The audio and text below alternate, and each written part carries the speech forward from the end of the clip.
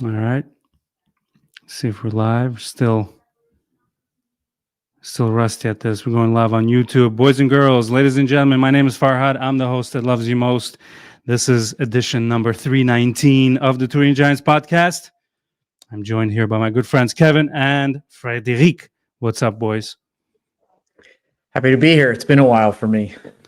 It's been a while. We have a good show planned here. Oh, sorry, Frederic. We've done the. No, it's okay. It's the first time we're doing this three-way, if I'm not mistaken. Yeah, just three of us here. And we'll be joined by I'm sure we'll be joined by Yorio in the comments. But yeah, here we go. Let's do this.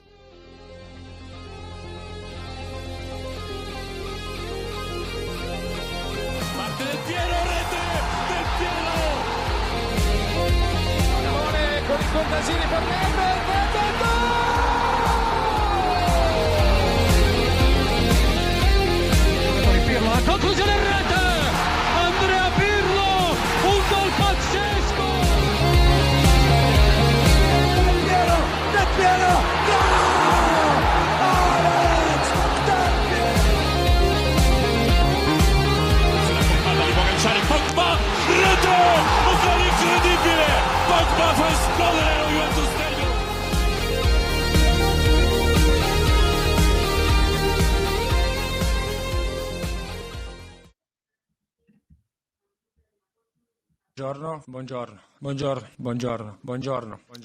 Technically still works. Buongiorno. Come ha detto lei, buongiorno. Of course, I forgot to mention Alessandro Belpiero here with us. That's my longest running co-host. Of course, 14 seasons in, Turin Giants podcast. We're happy to be back.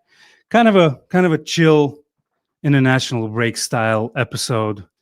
We haven't had much of these. It's a lot. But I was just telling Frederic that even though it's an international break, it's still madness. There's still so much to discuss. And by the end of the podcast, I'm sure I'll have a couple of things that went unnoticed. Ways to listen to us: Spotify with video, Apple, whatever Android podcasting application you use. Also YouTube. We've been going hard on YouTube. A lot of new followers and a lot of new subs. Thank you guys for trusting us with your entertainment. Please, if you're not following us yet, please do. It helps us a lot. We're trying to get to 1,000 subscribers by New Year's. It's a tall task, but we're grinding. We're plugging along. What really helps is our show with Pepe. That was a lot of fun doing that with him. We just did an episode not too long ago where, you know what, Frederic, I got to give you props. Going head to head with Giuseppe. Finally, someone. I'm scrolling through the comments like, is anybody gonna acknowledge my greatness here? But nothing. So we had two things going. Basically, it was like a 2-part quiz, 3 questions. They were kind of difficult, and I put a lot of work into it. One of them was answer was wrong. We had to source that. But the part that really impressed me, so I quizzed you guys on the bold Juventus players that were follically challenged at Juventus, and you guys named so many players. So many more players than I ever would. So I had mad props. Even though I don't know, it was a debate, right? Shaven, almost bald, completely bald. I mean, you had to narrow it down far. Like the Allianz Stadium question was spot on because even though there's room for debate, you can still check the numbers. But is somebody's bald? Is he shaven? Not shaven? Did he? I don't know. That's a bit of a difficult one, but all credits to Pepe, man. Like the stuff this guy knows, and especially for Juve, because I was just telling Far behind the screens that after the episode, I spent some time with Pepe. We were just chatting, and then before I knew it, an hour or two passed, and it was great. Just got to know him as a person as well. We even spoke in Dutch, which was a bit weird because we were switching from English to Italian to Dutch, but shout out to Beppe. Like, if you see what he puts in, like effort wise, and it's just him. I mean, we're a team. We got Kevin, who's awesome. We got Zach, who's awesome. The other guys that fill in, Farad, who pulls his weight. I try to do something once in a while, but he's just him alone, and he's taking on this gigantic task, and he's doing it Yeah. brilliantly every day. So shout out Beppe. I know you're not watching. Kids love Pepe. Love him to death. Like I love you guys as well, but you already know that. Love And I you. It was love so Jordan, fun. It was too. so fun to listen to as well. Like the Thursday afternoon slot has been hard for me to join live, but getting to listen to it on our own podcast platform, like on the weekend on a run, like the last couple of times I've been taking that out on like a Saturday or Sunday run. And during the quiz, Farhad, that you were doing it, I'm like running through the neighborhood. I'm like, Documenti, why aren't you guys thinking of these players? Dude, it was That crazy how was many fun. people came Yeah, up in the chat. People were coming up with bald players left and right. To me, I mean, what is it? Vialli, Lombardo, whoever comes, Zidane, and then and it took so long for Papa Turam to Papa come up Thuram. too. He was Yeah, it a, was a late addition. I but was that literally fun. sweating. Like I thought, like, nah, I have this, and then Beppe just came back, with a vengeance every single time. I was crazy. like, no. So I was You know what? literally sweating. I You really held wanted to win it. you held your own. You named eight ball players. That's a lot. I mean, there was Jovinko in there, and if you wanna see that quiz, a reel of that quiz, please head to our Instagram at Turin Giants. We made a fun reel to give you guys a little inside look. There's so much work associated with this podcast nowadays, and it's like I've prayed for this, but Kevin, promoting this is a pain in the ass. Like, I just want to record with my friends and not. But there's 2025. When we started this podcast, literally, let me give you guys a little look back, and then we'll get into the podcast. We'll have a big show. I mean, we were recording in my buddy's bedroom, like four of us jammed in there with a little snowball microphone, which nowadays is like $20 online. And I found an old recording, and it was just quality is just such poor quality, but there was nothing back then. This is like 2013 we're talking. But nowadays, man, you got to hire a whole crew to promote it. And I thank you guys for being such a strong backbone on this podcast. It's super fun recording with Beppe, opening our avenues and showing us to a bigger audience. By the way, since Zach is not here, this will be a sound effect heavy episode. I found a file that comes with this streaming service. So there's a bunch of sounds that I haven't used. Let's go.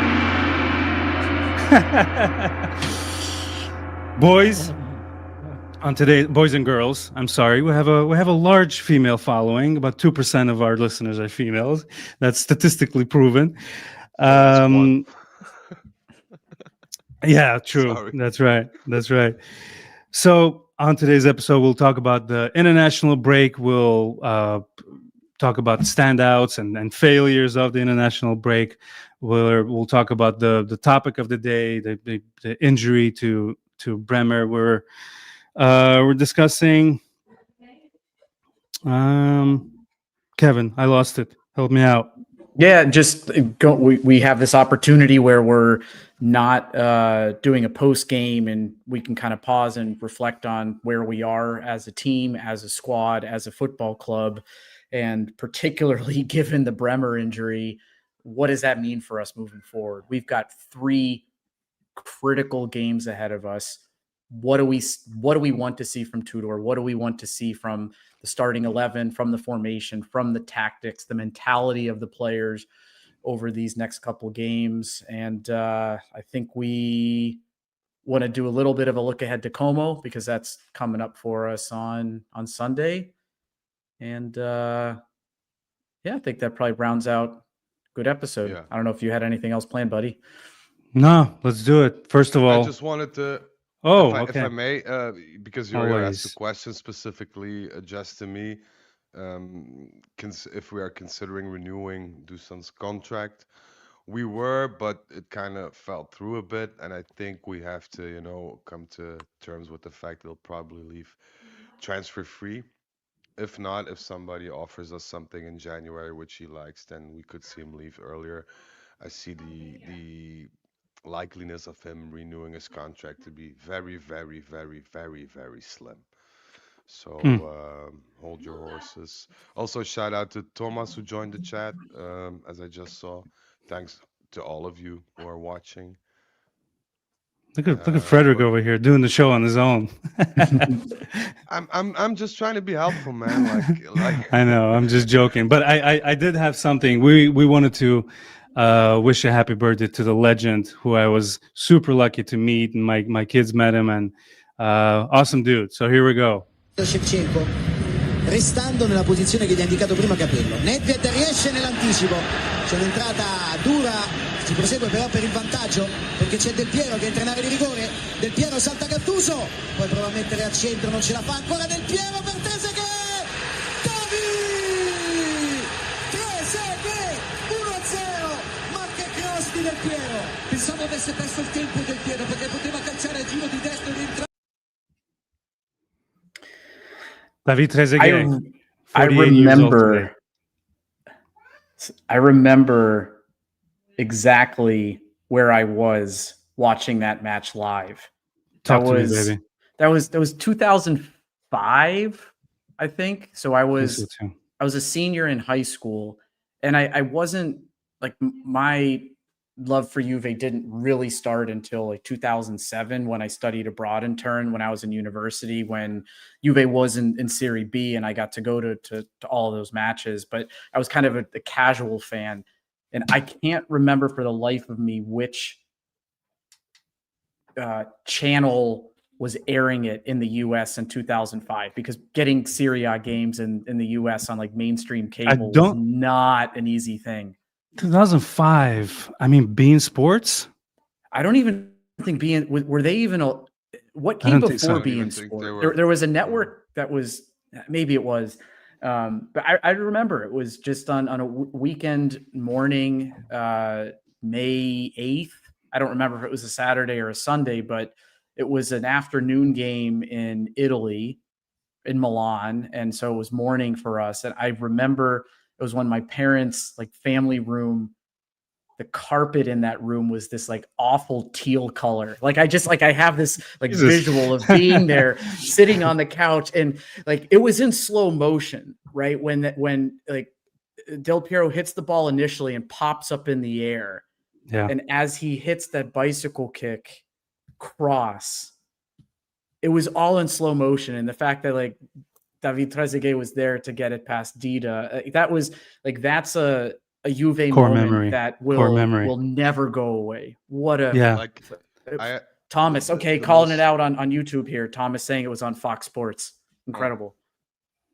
I remember, like, I don't know if you guys have the same thing, but usually when a player does something in hindsight, you look and say he should have done this or he should have done that, or you expect somebody to do a certain move. And in hindsight, looking at that Del Piero cross with the bicycle kick, like I never in a million years thought like, hey, this is a good solution. But this is just like a stroke of genius. And to deliver that cross, and with that pace, with that swerve, like everything, like it was, I think, one of the best assists ever. And it's so You underrated. can't because, coach that. You can't teach I that. mean, no, I mean, if that was like a semi-final Champions League moment, then it would have been immortalized, Yeah. I mean, crazy. Now it's just, it's not that well known, but it was, for me, one of the best assists I've ever seen on a pitch, regardless of my love for Juventus or Del Piero. This was just a moment of pure brilliance and magic. And the way that Trezeguet, like, we can't even imagine a striker now on our team putting a ball away that cleanly in such a, because it was an important game. It was like Juve Milan or Milan Juve is always important, but that had a certain level of heaviness to it. Because it was like one of the decisive matches for the Scudetto, and Yeah. to do that, And listen to the names. There's Maldini there. There's Mister sometimes maybe good, sometimes maybe shit. maybe good, sometimes maybe shit. That was a great era in Serie A for sure. But Yeah. happy birthday! It was cool to meet him in Orlando a couple of times. Speaking of Beppe, we all stayed in the same hotel, so 3 of us at one point were in the same hotel. It was really cool experience, and coming up to him and taking pictures and stuff. We try not to be too annoying. We don't promote that. Be respectful to the stars, but yeah, it was really cool. But boys and girls,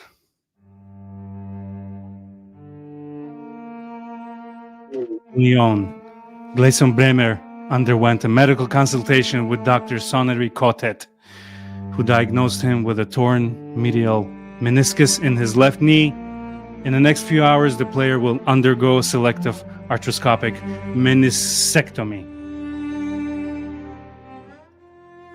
This is a dark day.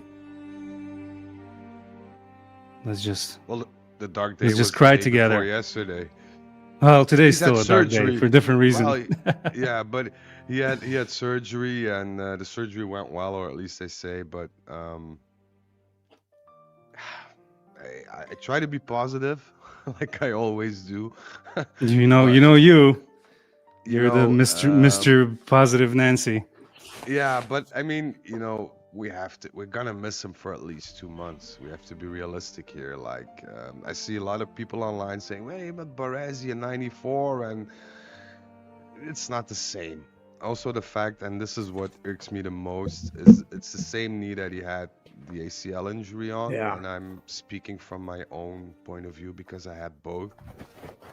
My fear is, granted he is a professional and whatever, I don't think he'll ever become the same player. And I know that's a bit of a stretch maybe in this point in time, but it's really, really, really difficult to come back from that.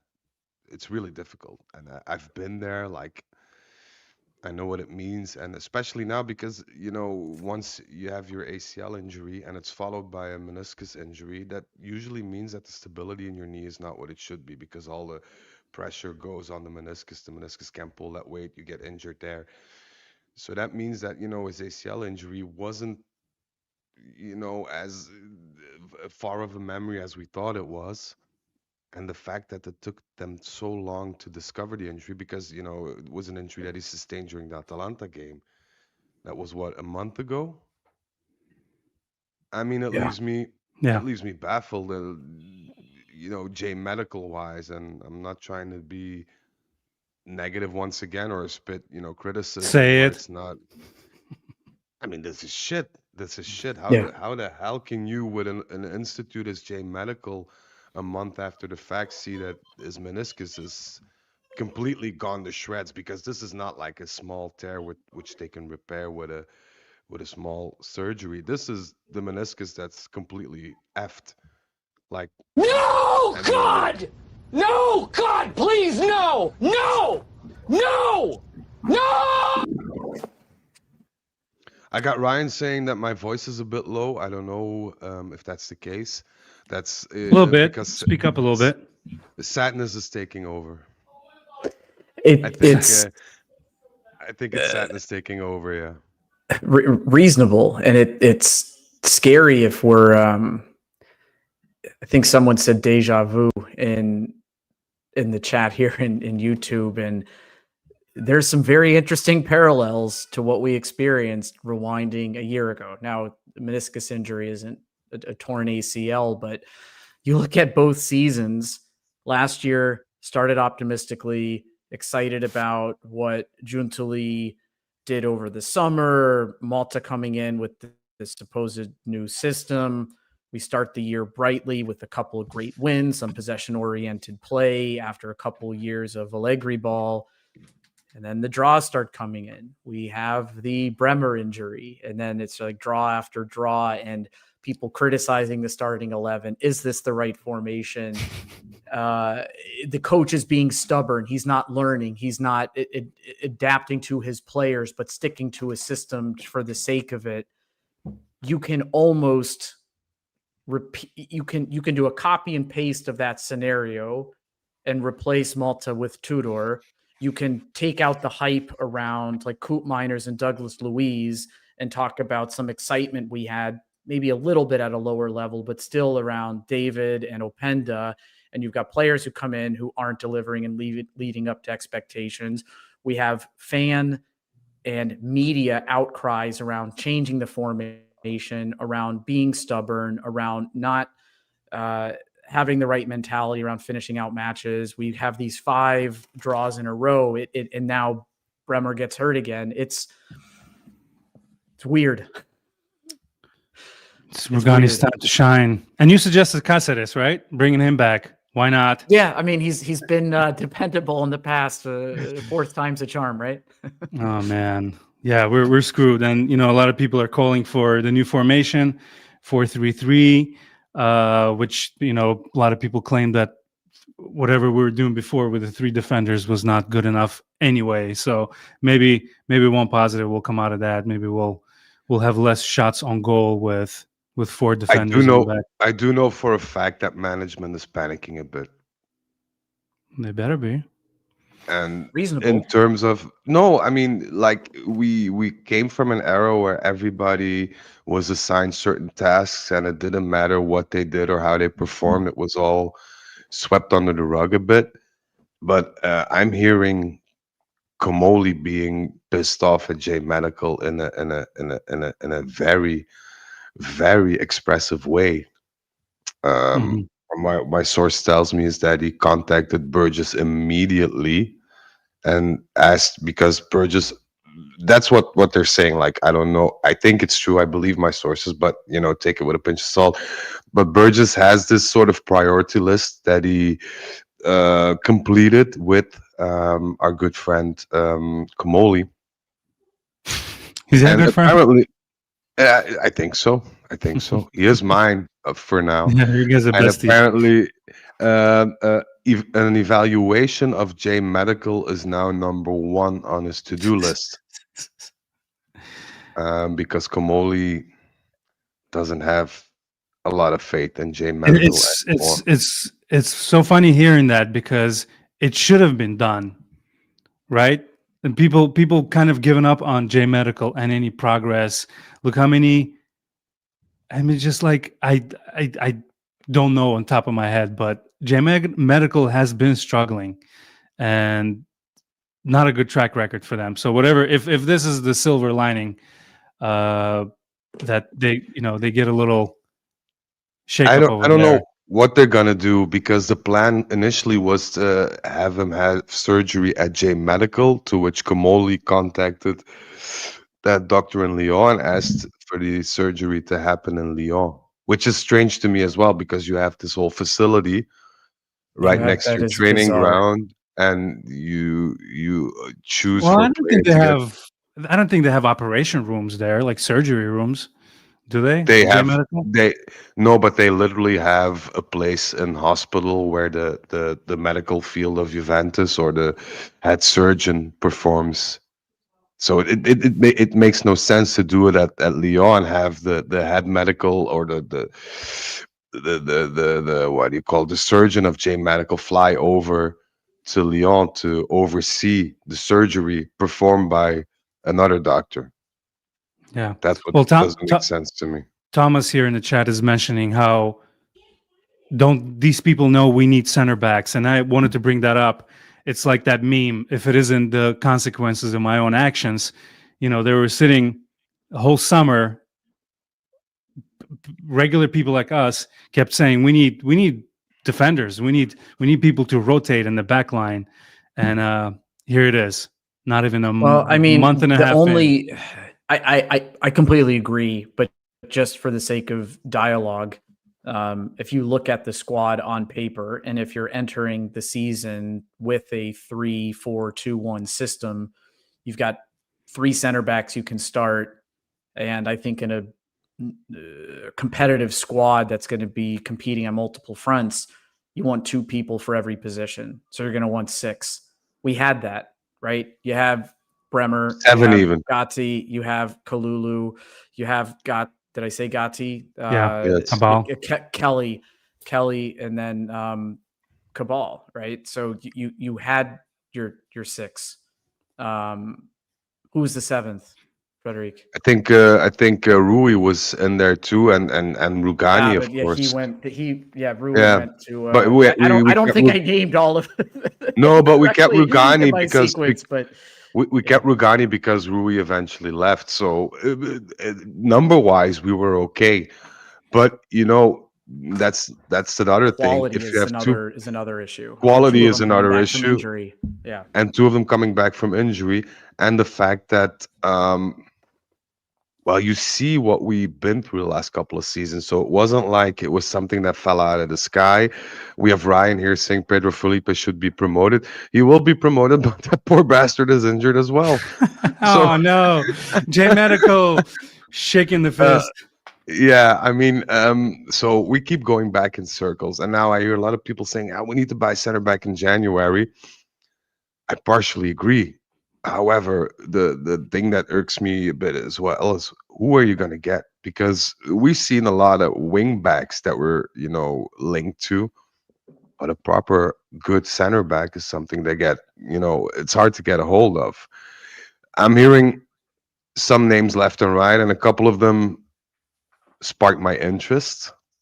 Um, but I just want to see if it's feasible because we're still, in the grips of financial fair play. And a lot of people tend to forget about that because Kamoli tried to get the squad completed in the summer. He, honest to God, he tried. I think, and we can ask Pepe tomorrow, but I think if we put the transfers that we executed in the summer and we put it next to our targets that we were really going for, I think it'd be like a 30%.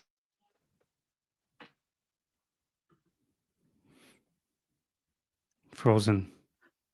Okay. I didn't know if that He was my dropped off. computer. I So we want lost to Freddie use there. this. I want to use this opportunity. I keep mentioning our YouTube channel.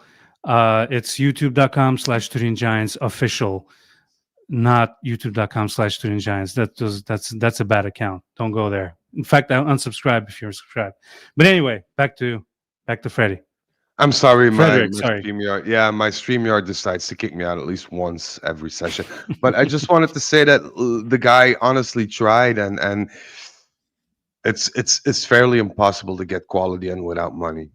And we don't have money. We will have money, but it's very difficult. And the fact that we have a coach who's very stubborn doesn't help us at this point either. People need to be made aware of that because I still see people saying Tudor is doing miracles, Tudor is doing this. It's okay to defend them. I'm not anti-Tudor or anything, but I know for a fact that a lot of people within Juventus are questioning the fact, like, is this the guy we want to be at the helm of the first team? Because you have to be open and you have to be a bit of show a bit of flexibility if you want to overcome these situations because these will happen. So I'm in two minds, and I'm not enthusiastic about what's going to come this season anymore. To be honest, All right, boys. We've hit double digits. Thank you very much. What do I play here when we have double digit? Not that sad violin music. Oh, well, let's try out one of the new ones. Hold on. When people join in. That's fun. Beautiful, beautiful. it's cringe, Yes. but okay. This is totally random. But let's in light of this, let's talk a little bit about what we need to see, right? Like Frederic, you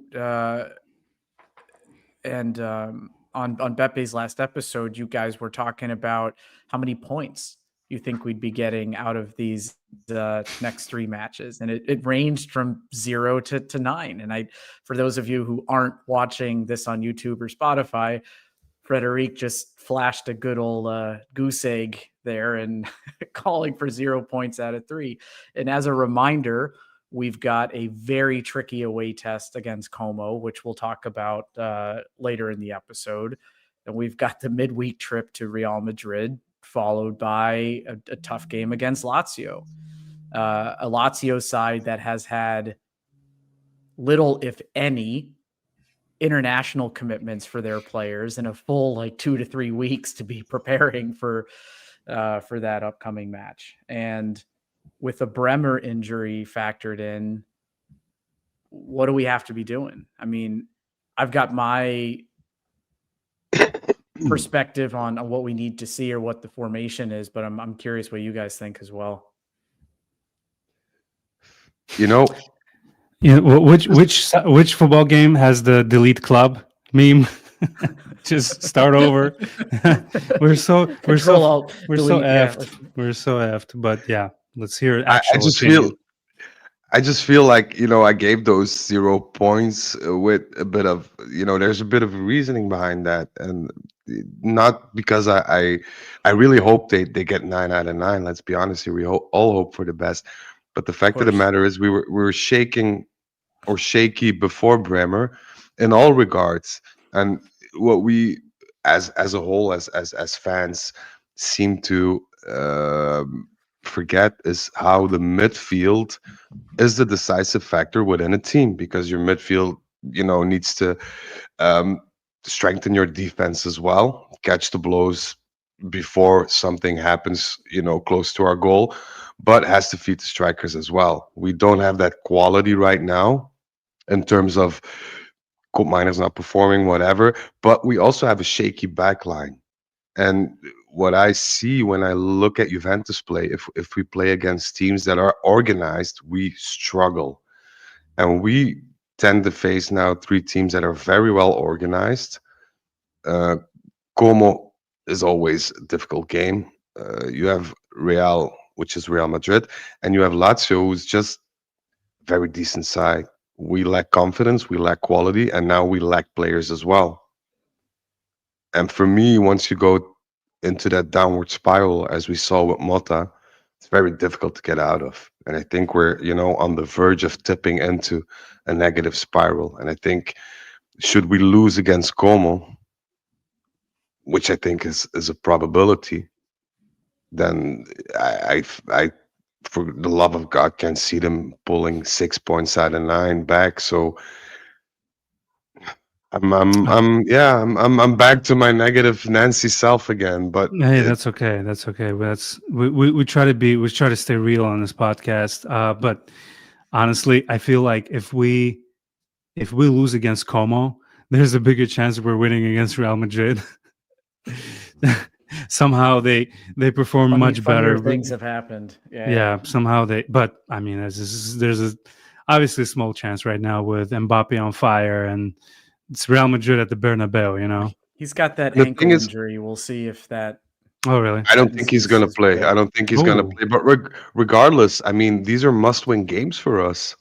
We're just, it's midway through October, and it's already make or break for us. So that just goes to show how we have not performed the way we should have performed up until now. Because if you're facing an all or nothing situation already in the middle of October, something's clearly not right. Let's be honest here. And I'm not just talking about Scudetto, because I hear people talk, yeah, but the season is long. And granted, the season is long. But if you lose like the link with the first 3 teams in the table, then it's difficult to get that back. And Champions League, well, we all know the story, and we can be as positive as you want and say, wow, we can lose and then we have to win. But Champions League for us is, like we saw, it's an immense task to win a game there. So we have to be Yeah. real. Well, we have I shouts can for see- Koulibaly and Locatelli to play center back until January. Even our fantasies suck. Like even I heard imagining people even something. saying Koopmeiners as a center back, Oh yes. which in my opinion makes sense. Has he done that before? He has done that during his spell in the Netherlands, I think. But Interesting. it's a Dutch If league. I look like, at in his the comment I made a couple episodes ago of just like he's got this one running mode that he's just like speed 5 on a treadmill, the way like he might put in like 13 kilometers in a game and outrun everybody, but it's at this like No. middle-aged men Le- pace. le- But leisurely pace. yeah, I think if I'm kind of stepping back and looking at what needs to happen, I'm kind of looking at it. Two big things I think we need to see for us to be able to get any points out of these games. One, and I don't think it's going to happen, is you need 3 men in the center midfield. We've been exposed in the middle of the park with the 2-man pivot against teams that generally are having 3 midfielders. And you saw what happened against Inter. That was challenging. We've seen what happened in other games when we just get overrun in the midfield. And now with losing our best defender, if we're not going to add more support to that back line through a third center midfielder, then I think, again, it's the stubbornness and just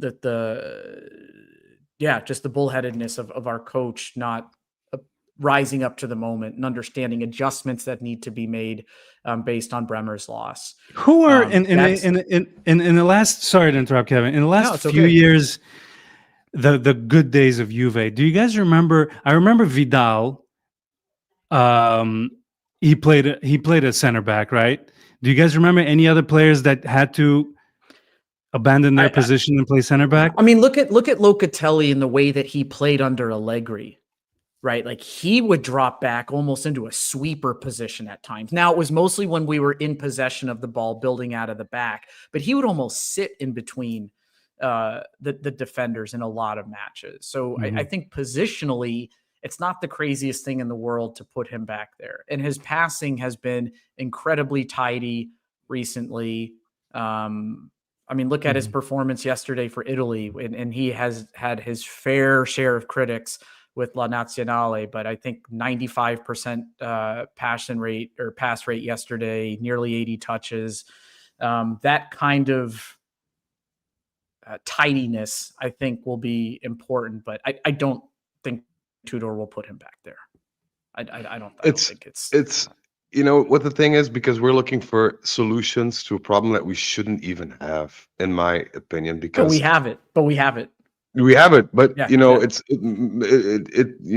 I just wish somebody, at management would dig a bit deeper and say, like, okay, we come from a situation where we didn't have to, switch players into unnatural roles in order to have a squad on the field, whereas now for the last 3 years we had no choice but to.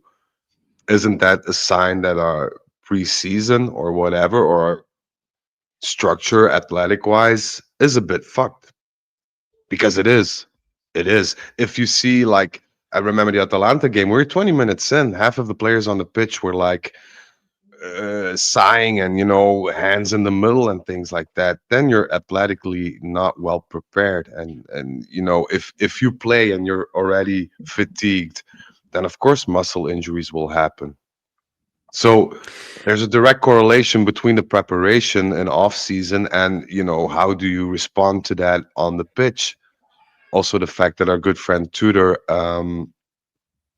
makes late changes, dare we say, especially in the first month of September. These are all things that, it's not the main factor, but it contributes to the problem. And if we can't identify those issues and remedy them, we'll be stuck, and we could buy like 20 center backs, but we'll keep going through to them like nothing. So, yeah. And just to finish my kind of thought process there. So I think like the two things I'm looking forward to seeing is, one, 3 men in the midfield to protect what will not be our best back line. Again, I'm not too optimistic that Tudor will do it, but that's what I would like to see. The second thing is the individual mistakes have to stop. And I know that's kind of a weird thing to say, because it's not on Tudor, people that's need to not step on style up. of play. It's not. But People need to step up. that has plagued us, and I genuinely feel like I'm a Tudor critic right now, and I'm starting to lose a little bit of patience and get just as frustrated as all fans, as many fans. But the tune changes if Gatti doesn't have some bonehead mistakes in the back line. If David finishes a ball, if McKennie puts some of those headers in the back of the net, and we have a couple more 3-point games as opposed to the 5 straight draws, the individual mistakes, like Tudor's not in control of that. Like he's not in control of that. These are Well said. players that are not delivering. And if these mistakes continue, 2 to 3 a game, I think we've seen notable ones over these last couple of games. If those continue in these matches with, again, the situation we find ourselves in, then we're just making it that much harder to get out of it. Yes. We're going to say something, but I'm not. It'll be actually really interesting because we're I mean, it's October, right? Middle of October. We're having bad issues already. So it will be really interesting to see who has the balls to step up in the team. And, you just have to get positive out of negative things. In this case, let's see who can help carry the team, right? Like Kevin said, the mistakes need to stop. Maybe the forwards need to step up a little bit. And, David and Openda will be shaky in the back, but hopefully we'll score more goals than them. So I feel like the attackers need to step up as well. But yeah, you're absolutely right. With the mistakes that we've been making, no good. Kevin mentioned that he's not on Team Tudor right now, but guess who is? Zidane, speaking to Calciomercato, said that I have a good relationship with him at Juventus. He was a good player and knew how to be friends with everyone. I'm not surprised to see him on the Juventus bench. A few years ago, he did well in a complex environment like Marseille. He could be the right man to bring back trophies for Juventus, but it takes patience and time. He's Juventus character and unity. He just needs to have faith. I don't believe a single word that Zidane uttered. I think he's just being nice. That's for sure. I like to bring these interviews because we tend to miss interviews on this podcast. But he also said that he wasn't probably going to be a Juventus coach because that's the question they asked him as well. And he said that it should have happened already. And he didn't know as to why it didn't happen. But that his desire is, like we all know, to coach the French national team. And I feel that we missed an opportunity. I'm not saying Zidane is a world-class coach because he had a world-class team those 3 years that he coached. I'm just saying only the like if you're a player and you get instructions by Zidane, it makes a whole lot of impression on you, I think. And just for that, I think that he'd be more reliable than Tudor was. And the fact that Zidane, in my opinion, is more flexible and he adapts a system to the players that he has rather than the other way around. And that's what I like to see in a coach because, that's the material you have to work with. And you can't just wait for another transfer window to pop up and say to management, buy X, Y, and Z. No, you have these players in August, which are at your disposal, and you have to make it work. And that's something that, I just don't see in Tudor. And I discussed it with Zach already during a number of episodes, and Zach and I share the same opinion. So I think I'm speaking for Zach as well here when we're saying that you guys are like joined at the hip. We're twins, man. We're twins. But I think that we both said that it's a high probability that Tudor's not going to finish the season with us. And if we carry on at this point, I don't see the reason as to why he should finish the season because we don't see any progress right now. So yeah, I'll leave it at that. Yeah. Tough times. Very, gives us stuff to talk about, but damn it, I want to talk about wins. And I was talking to Frederick before the podcast, and it's like, oh, babies, we got babies. I love babies. We were talking about how, first 9 seasons of this podcast were kind of fun to do, man. We were we were constantly talking about goals and wins and celebrating championships. And yeah, this podcast needs a win, but looks like we're in for a long haul this season. And that's fine. That we're here to support the team. we just hope that they step up a little bit too. Let's talk about an international break, shall we? Uh, sorry, Frederick, right here. I have a couple of articles here from juvefc.com. I'm reading about Coop Miners. So he experienced a setback in his career. He did not feature for the Netherlands during the recent international break.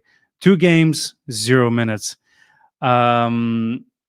He was called into the squad due to an injury within the Dutch team, but despite the opportunity, Koop Miners remained on the bench, and he came back to Turin with having played 0 minutes for Holland. So, article here says that maybe he will have to step up for Juve now that his sort of reputation is on the line beyond just his club career. Now, he's not being featured for Netherlands either.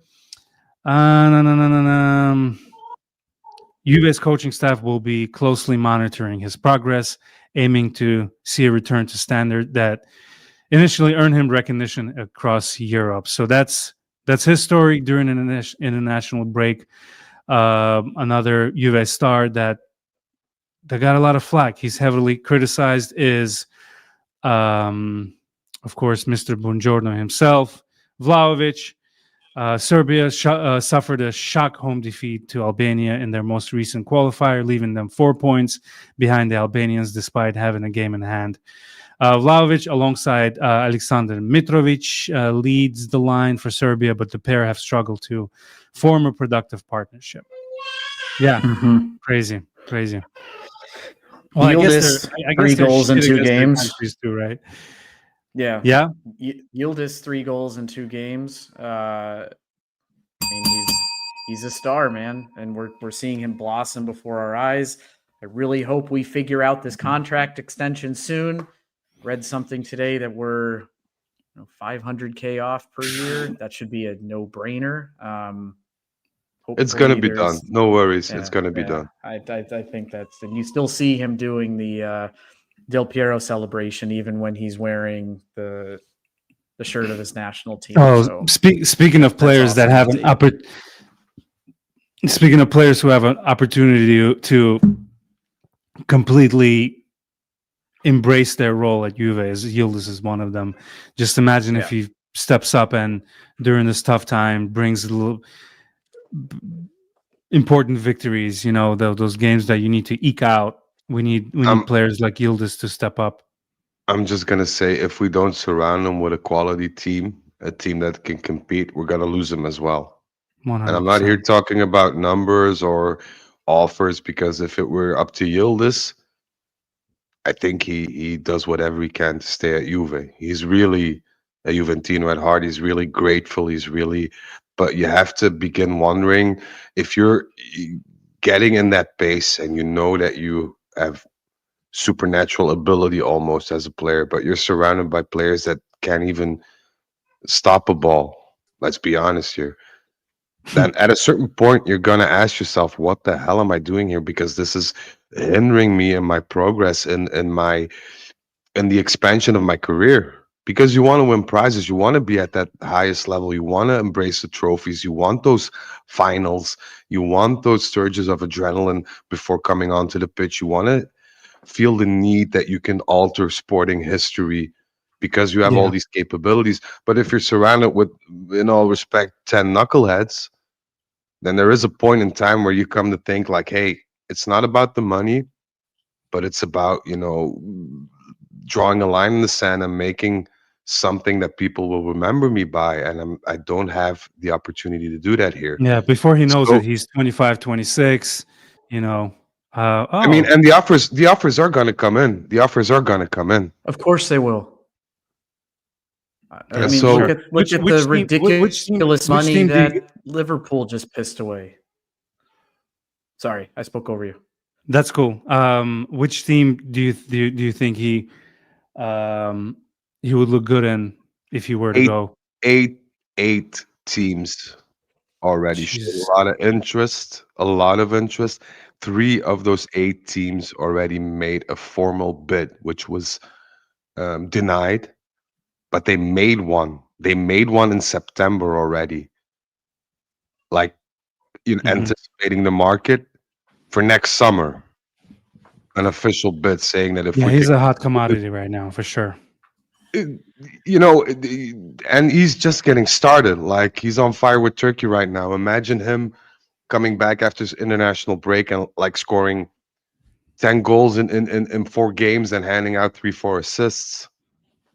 I mean, there's gonna come a point where we're gonna get significant offers in. Yeah, And over 100 million. What do you think? of course, Easily. Yeah, Easy. yeah. we I mean, he's we even picking up. I listen to ESPN FC's podcast every once in a while, and as you can imagine, like very heavily biased towards the Premier League and La Liga, and they're even talking about Yildiz and like Mm. when that's coming up there, and even having a conversation that they think Yildiz has a brighter future compared to Arda Güler on Real Madrid, who is in the spotlight because, well, he's at Real Madrid and he started blossoming a little bit earlier than Yildiz. And so like the offers are going to come in without, I mean, Frederic just shared it, right? 8 teams. That's wild. Yeah. I wouldn't be surprised if he keeps up this level of performance that we might see an official bid for 150 million come in this summer. And if we don't get to the Champions League, that Gonna be departure forced out. becomes realistic. Yeah. Yeah. That departure becomes realistic. Scary as hell. Kevin, I found some new sound effects. Please Just God because no. Zach's in the chat now. Yeah, Zach is in here. He has to be kept off, but dad is here, guys. Straighten out. Yeah, so international break. Let's move on to talking about Italy. What do you say? Yeah, I think so. I mean, Italy won their 2 matches, I think, quite comfortably. I realized if I use NordVPN on my Apple TV and then download Rai Play from Italy, you can actually connect through the Interesting. Italian IP. I could stream that game. I had no other way of watching it. So I caught a little bit of the Estonia match this weekend, but it's not worth talking about here. This is a Juve podcast, and Cambiasso had a 20-minute kind of cameo at the end there, but won comfortably. Better showing yesterday against Israel for Juventini. We had Locatelli start in the middle and Cambiasso on the right wing. According to FOTMob, Locatelli was the highest rated midfielder, better than Tonali and Barella yesterday. Take that rating for what it's worth. But both had a good performance. I think Italy played well, struggled to break down Israel, but once they got the penalty at the end of the first half, comfortably controlled the second half. And I think, as mentioned earlier, Locatelli, we know, has his critics, both from Juventini, both from supporters of the Azzurri, understandably, based on the past. But I think and I've been a defender of him on our podcast. And I think yesterday, if you caught any of the match, demonstrates why I do feel that he is unfairly overly criticized. You have him in a midfield yesterday with Varela and Tonali with complementary characteristics, with Locatelli firmly in the 6, Tonali being the total box to box, and Barella being able to be more creative. And Locatelli's able to be the distributor.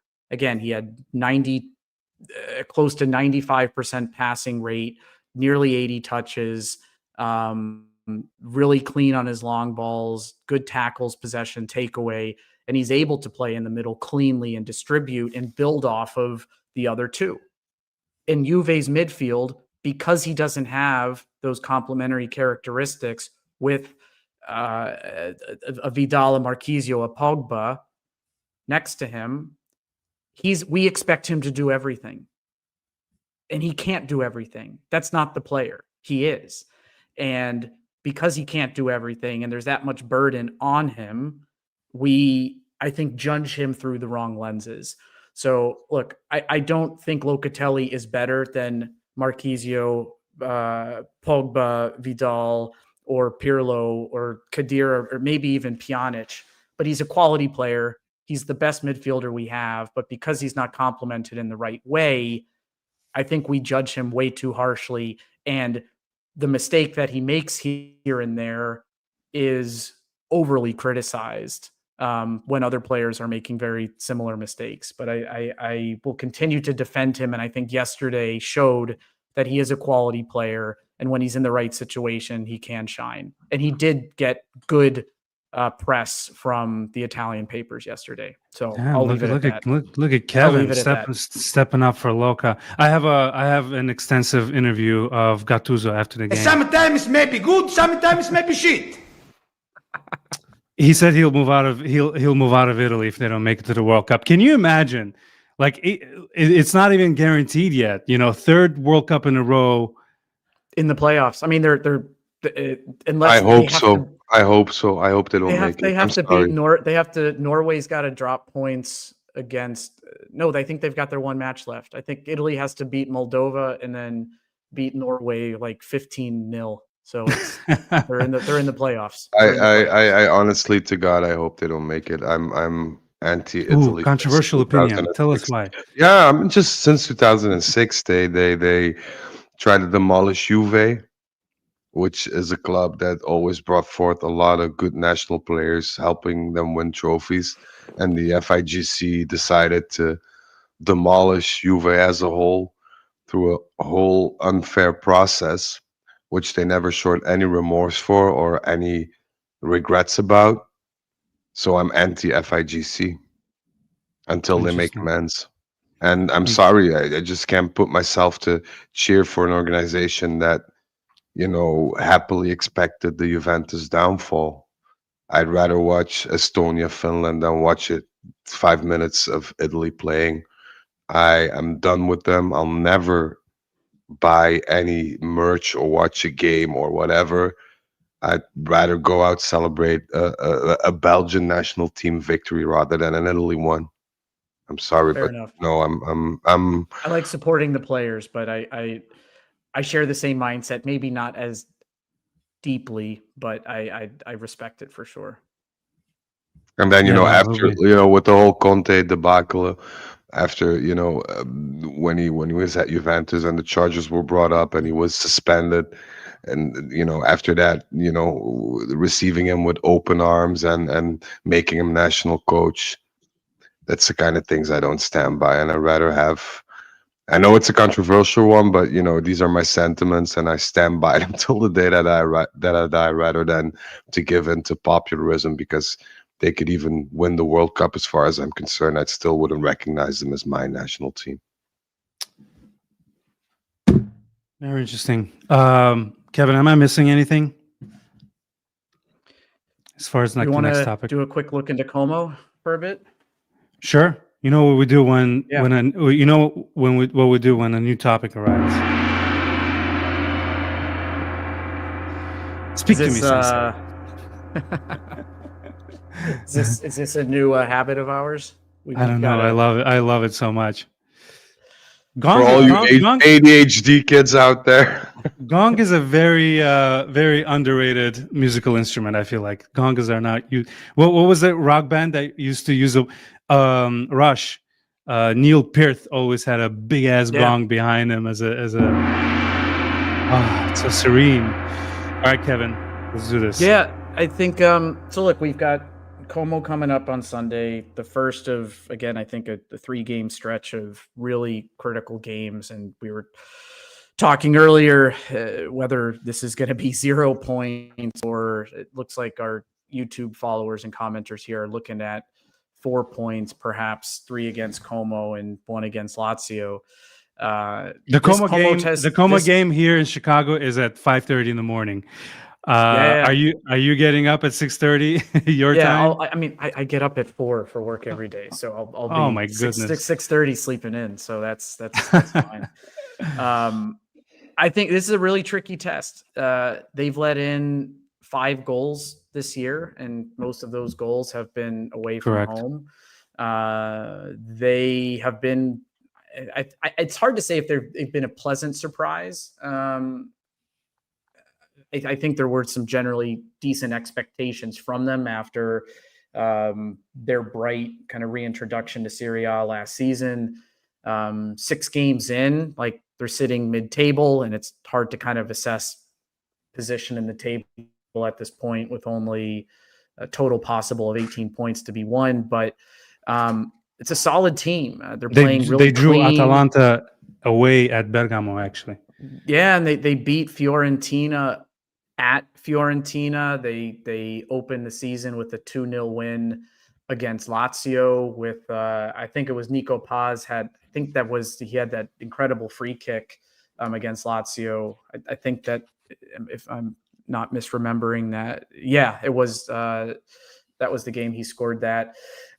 Look, they've got nice possession-based style. They're averaging 58% possession per game, dictating rhythm from the midfield. It's traditionally been Perrone, the Argentine, and Sergio Roberto in kind of this double pivot, coupled with Nico Paz dropping back in. I mean, they've got a solid, pretty predictable 4-2-3-1 that they march to. This is if you were looking for I don't want to say this is a trap, but I think this is a game where you look at the next 3. This might be viewed as the simplest, but I think this is going to be a really tricky match for us.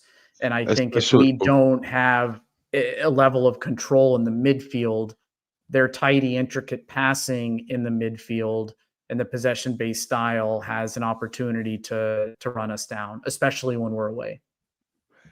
Yeah, sorry to interrupt you there, No, all buddy, good. but I just wanted to add, like, if you look at the games Como play, they're very explosive in terms of they can switch from having possession and defense to being very dangerous on the other side of the pitch with a mere what is it, 4 or 5 passes.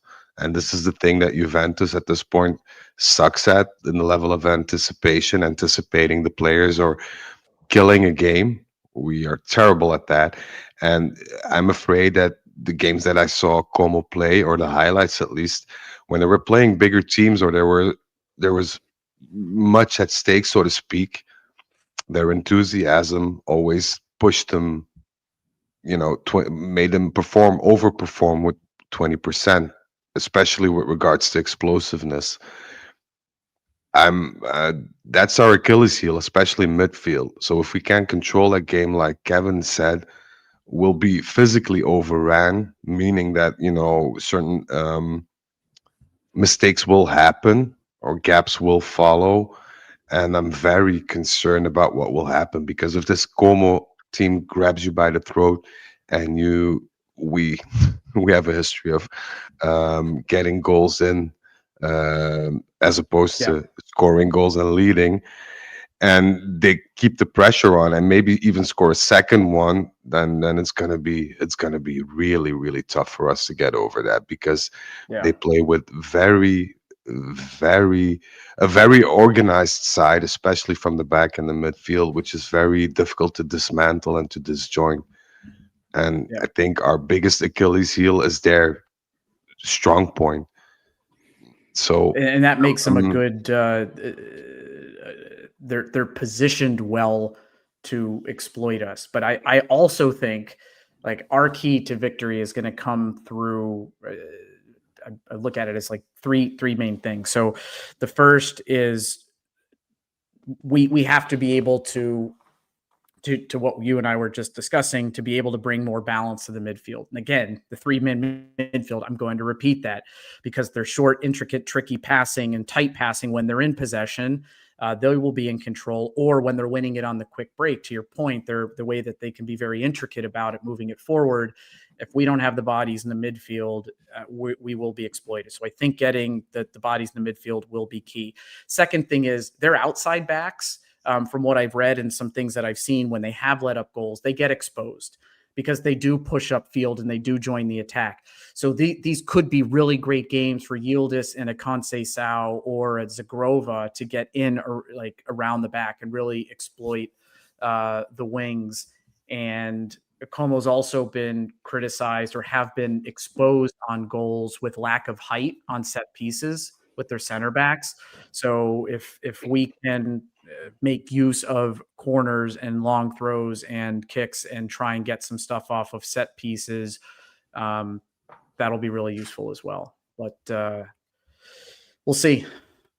I think Zach's right with what Tudor has in mind, and he's going to play the 3 men in the back. I assume he's going to play the 3 men in the back and the 2 in midfield. Who do you think he'll start with? Who do you think he'll start with 3 in the back? I don't think that he has any choices. I think it's going to be Rugani, Kelly, Gatti. Yeah. So you think he'll do Kalulu on the right wing? Yeah, once again. Ugh. So what is your, like, put your Tudor hat on. Think through the mind of Tudor. What team are you putting out there? So you did the back line. He's not going to change much.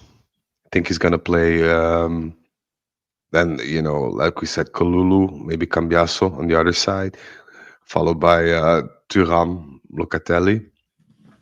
And I think he's going to go for the surprise up front. I think he's going to play Yildiz,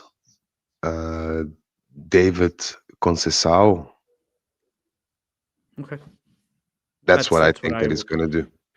Yeah. It's only logical, but I'd switch to like a flat 4-3-3, and I'd put, in my opinion, I'd say I'd start with Yildiz, Zagrova, Conceição.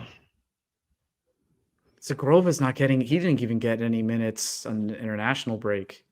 No. So I don't think he's fit. I think he's fit. Who does but not for a whole Kosovo game. have that's starting over Zagrova, right? I mean, it's got to be. No, I mean, you know, it all depends on your game plan. Like if you want to sit back or if you want to attack. If you want to attack, you have to play your most 3 technical forwards because Vlahovic, you know, wouldn't even hit water if he was on a sinking ship at this point. But just bring Zagrova on at like the 60-minute mark and let him run rancid for 30 minutes without needing to I do the opposite. Let him start just to give him some confidence because I think, you know, with the Kosovo game in mind, it's gonna get in Zagrova's head as well. I think if you let him start and have a backup for him ready after like 35-40 minutes and you communicate that in advance, I think it could be a surprise because nobody knows how to mark Zagrova in Italy. Yeah. So, you know, start with that, see where he is, and at least you can test his physicality out as well. If he performs well and if he doesn't have any aches or pains the day after, you know that you have an extra player you can count on in Madrid and possibly at Lazio too. So in my opinion, that's a bit of a win-win because you have to bring him in nonetheless. So, you know, push him a bit further, see where it leads, and maybe, you know, you can gain some benefit from that. But it's always difficult Tudor is very traditionalist in that sense, and I don't think he's going to play Zagrova. I would, but he isn't. I'm even afraid that he's just going to, you know, start with Vlahovic instead of Openda or David and take the safe route and just, you know, pump in some high balls whenever we get the chance because, they have tiny center backs. But, you know, that doesn't mean a thing because, I think he's going to go down the cliche road again. He's going to go down the cliche road again. Then, you know, halfway he's going to like in every game see that he messed up his initial formation. Mm-hmm. He's going to try to remedy that by doing a lot of stuff that doesn't make any sense and hope for the best and shoot a Hail Mary. But if we're going to keep on continue doing that all season, then we might as well just stop watching right now because there's going to come a point in time where it's going to bite us in the ass. Yeah, expect surprises, but not good ones. The worst part of these early weekend games, especially from a U.S. time zone, your mood is terrible for the rest of the day. You're the rest. Yeah, my wife has. I was gonna say joked with me, but it's not a joke. It's just she hates it when Juve loses earlier in the day because I'm a grumpy, worthless partner.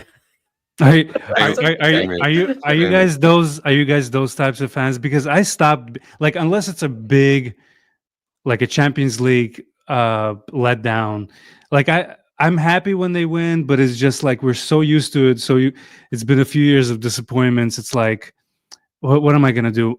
Screw up someone else's day and be a grump for the rest of the day? I get enough of that without I'm better you. about it now with the little kids because I can put my energy in for sure. them. Oh, I'm but, not. I'm not. I spend the whole day. It still hangs over me.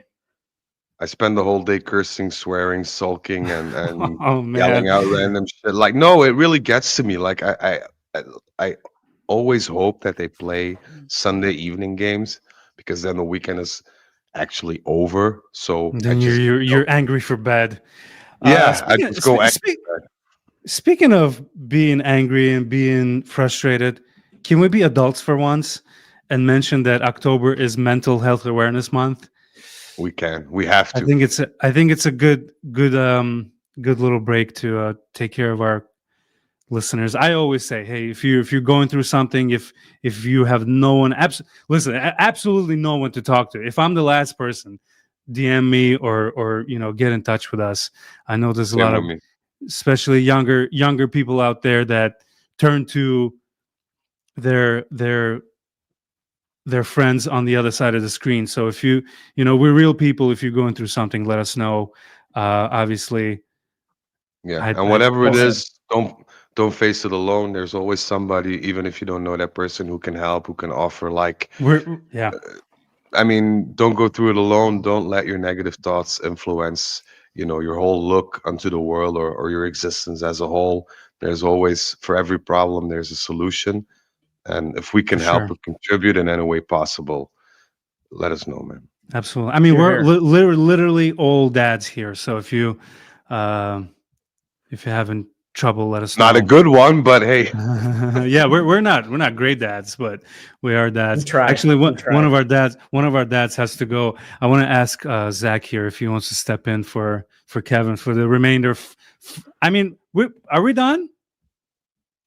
I think we touched on everything. We're good, right? Yeah, I think so too. We just have to go win on Sunday. That's right. Couple of things to mention here. First of all, before I forget, I always forget to thank you guys. Frederick, Kevin, thank you again for an awesome episode. Hope you guys enjoyed. Please subscribe to our YouTube channel, youtube.com/Turin Giants official. There's a new shirt in the making. Literally, maybe in 2 days, there's a new shirt on TurinGiants.com. Maybe even hoodie too. No Pirlo, no party. Designed by our friend Dan Colosimo, Colo 99, whatever you want to call him. He's a bud. He's an awesome friend of the podcast. Please, when we announce, please go ahead and go to TurinGiants.com to take a look at a couple of products that we have. We still have Daily Alpi shirts available, and this shirt is awesome. Actually, I haven't even showed the boys yet, but it's a cool design for sure. I think we've covered it all. Yeah, right? Check us out tomorrow, where we hopefully are guests at Bepe's podcast as well. And I just wanted to say a quick shout out to the people watching, taking time to look at our ugly mugs and our boneheaded analysis. We appreciate it, and hope to see you back for, I think, the Como post game. Yeah, we'll do one for sure. Yeah. So I had an idea with Zach. We were texting back and forth. I want to do a show where listeners call in and we do games. We talk about stuff. So besides doing the podcast where it's just us and reading the comments, we will let you guys in and get a little screen time. Of course, let's not forget. That's it, boys and girls. Thank you for tuning in. This has been Turin Giants podcast. I mean it more than ever. Check on your friends, stay hydrated, and Forza Juve.